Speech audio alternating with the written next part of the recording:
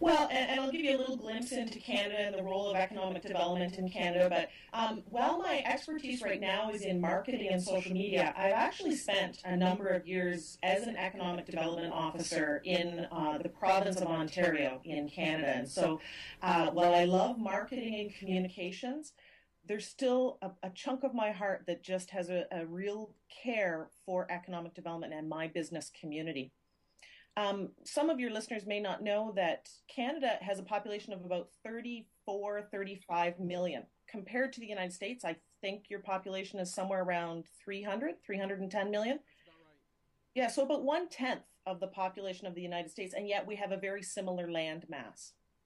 So our population density is a little different, and it's sometimes a little harder to reach entrepreneurs and business owners where they're at. The unemployment rate in Canada right now is about 7.5%. That peaked, I think, in 2009, just over 8.5%.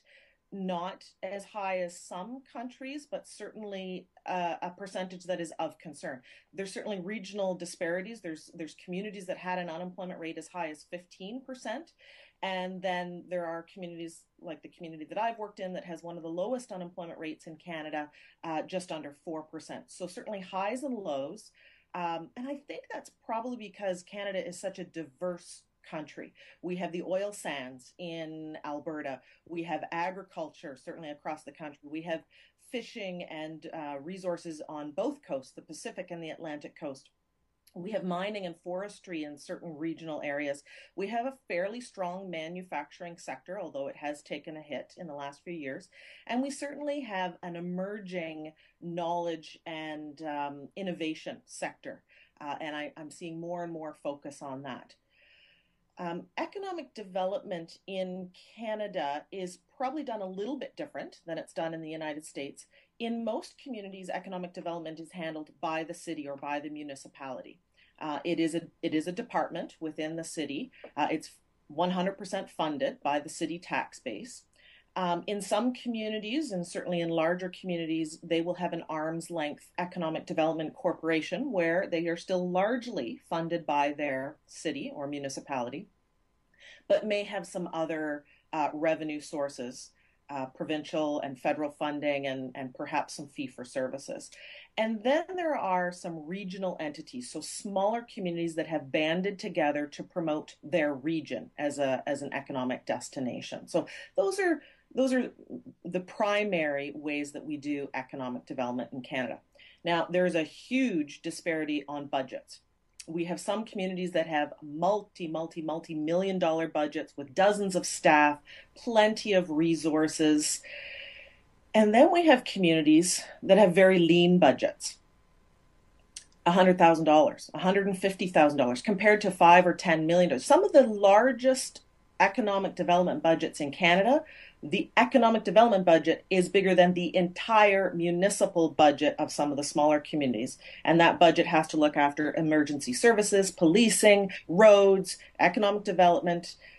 So you can see how it's not always an even playing field. Some of the smaller players have a tough job of doing economic development. Lean budgets, maybe one and a half, two full-time equivalent staff per people. So it's a challenge because a decade ago, you could just focus on industrial attraction. You could just focus on chasing smokestacks. And then there was an emergence of business retention and expansion, that model of working with your existing businesses, making sure that they're strong, making sure that they're supported, making sure that your workforce is a healthy and well-trained workforce.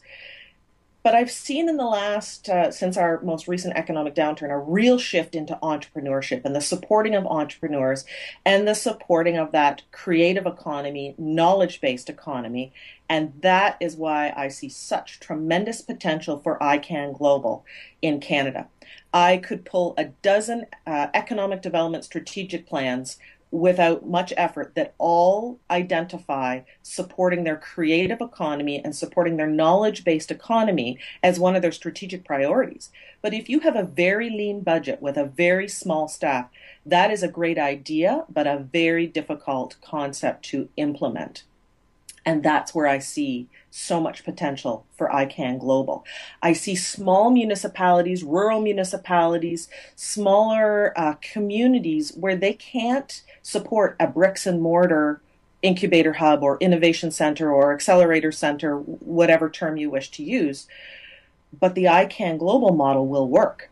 They have people who are innovators. They're working in their garage, they're working in their basement, they're working at their kitchen table. Call them, give them whatever title you want, but those people need support and they're not able to travel to an urban center, to an incubator hub, but they can access the virtual services of ICANN Global. So I know a number of my peers in economic development from across Canada are joining today. I know I've had conversations with many of them. I would love to keep that conversation going. I think that this is a model that will fit in a lot of communities, and I encourage my peers and colleagues to reach out.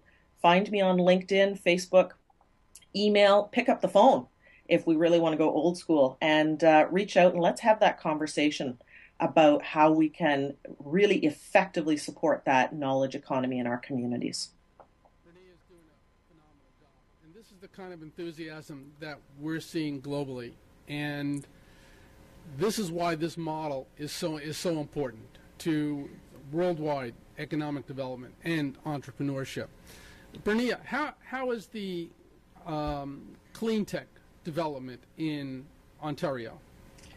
Ontario is one of 10 provinces in Canada, and Ontario actually has put a very strong emphasis on clean tech. We actually have a government-initiated Green Energy Act. It isn't without controversy, and not everybody loves it and supports it, but the government has certainly put a priority and is sending the message that renewable energy, clean technology, it's a priority, that we need to shift the way that we're doing business, and we want to support that economy. A lot of financial resources have been put behind research and innovation. In fact, there's an entire ministry of research and innovation here in Ontario. And I think that the timing is right to support those entrepreneurs that have a creative, innovative idea. And to do it in this virtual way, just because they aren't in an urban center, doesn't mean that they don't lack the mentorship and the resources that ICANN Global can provide. Bernier, thank you so much for your enthusiasm and for all the work you've been doing. Are there any questions for Bernier?